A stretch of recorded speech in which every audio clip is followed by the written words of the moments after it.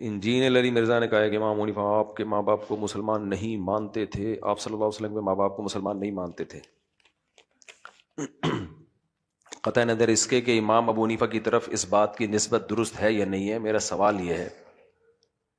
کہ اگر کوئی نبی صلی اللہ علیہ وسلم کے والدین کو مسلمان مانتا ہے تو اچھی بات ہے، لیکن اگر کوئی نہیں مانتا تو صحیح مسلم کی حدیث ہے کہ صحیح مسلم میں ہے کہ نبی صلی اللہ علیہ وسلم نے فرمایا کہ میں نے اللہ تعالیٰ سے اجازت مانگی اپنی ماں کی قبر کی زیارت کروں تو اللہ نے قبر کی زیارت کی اجازت دے دی، دعا کی اجازت نہیں دی۔ تو صحیح مسلم میں امام مسلم نے اور جتنے بھی حدیث کے راوی ہیں ان سب کو بھی پھر نبی کے ماں باپ کا گستاخ قرار دو کہ انہوں نے یہ روایت نقل کیوں کی ہے، سمجھ رہے ہیں؟ گو کہ علماء نے اس کی تعویل کی ہے کہ پھر ایسا ہوا ویسا، لیکن بہرحال یہ حدیث تو آ گئی نا، تو اس لیے یہ مسئلہ بھی امت کے درمیان اختلافی ہے۔ باقی ظاہر ہے نبی سے محبت کا تقاضا یہ ہے کہ ہماری زبان سے یہ لفظ نکلنا بڑا مشکل ہے کہ ہم نبی کے ماں باپ کو غیر مسلم قرار دیں، تو اسلام میں عمل پر مدار ہے، عمل پر۔ ابو لہب بھی تو نبی کا سگا چچا تھا کہ نہیں تھا؟ قرآن کہہ رہے تبت یدا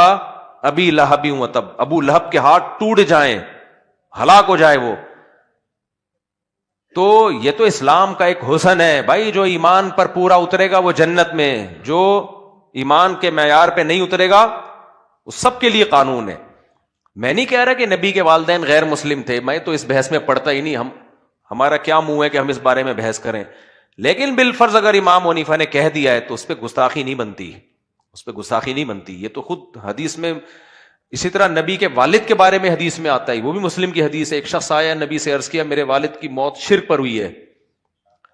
شرک پر میری موت ہوئی ہے، تو وہ کہاں ہے؟ آپ نے فرمایا فی النار، آگ میں۔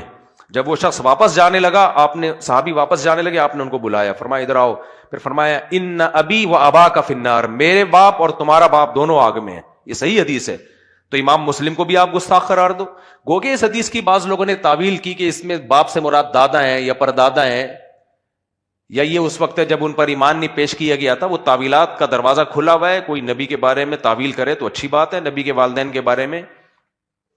لیکن کیا ان سب کو آپ گستاخ قرار دیں گے جو جنہوں نے حدیثیں نقل کی ہیں؟ تو یہ بڑی جرت کی بات ہے کہ آپ